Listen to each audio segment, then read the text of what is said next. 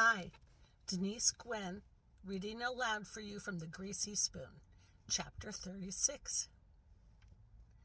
Nick longs to ask her who Lupe is to her, then decides against it.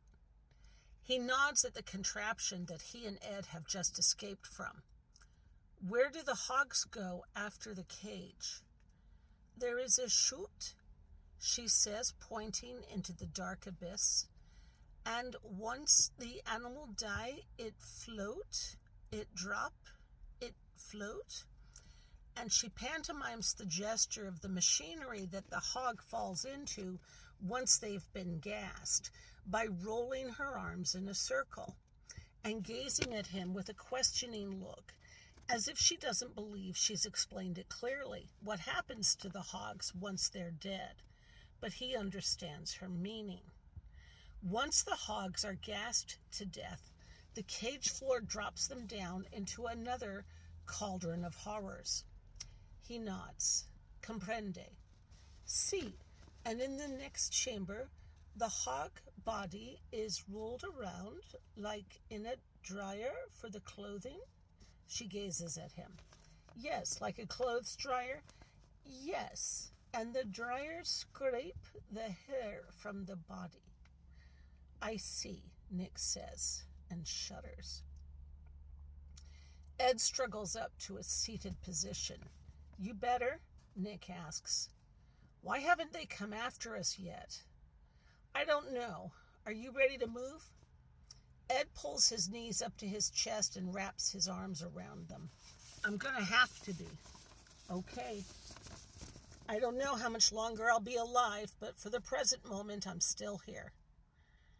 Hey, Nick says, cocking his head. Did you hear that? No, what? Ed asks. The shower room is silent. Not a sound. He glances at the girl and nods at the closed shower door, and she gazes back at Nick with her big, wide brown eyes.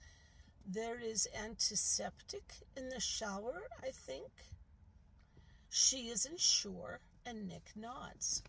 Acid? Nick asks. Si, acid. What for? Ed asks. It is the best way to get them clean, they say. It sanitizes them. Why are they so quiet, though? Nick asks softly. When this machine break, and she gestures to the Ferris wheel, they kill the animal in the shower instead by changing to a gas. She looks at the Ferris wheel machine. This machine, it does break down from time to time.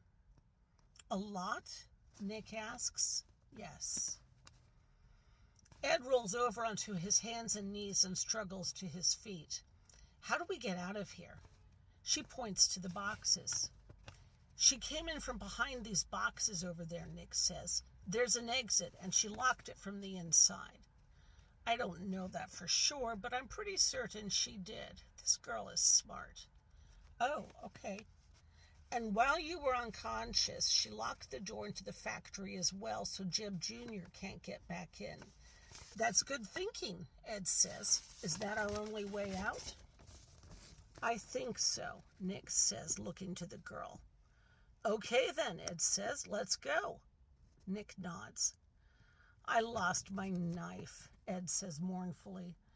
I know, but maybe we'll find more weapons as we go, Nick says. He grabs a cattle prod leaning up in the corner and turns on the switch. Nothing. A dead battery. Oh well, he says. At least I've got this. Okay, Ed says. Nick goes first, followed by the girl, then Ed. They edge past the boxes, and Nick thinks he's never seen a more welcome sign in his life. In big, red, bold letters. Exit.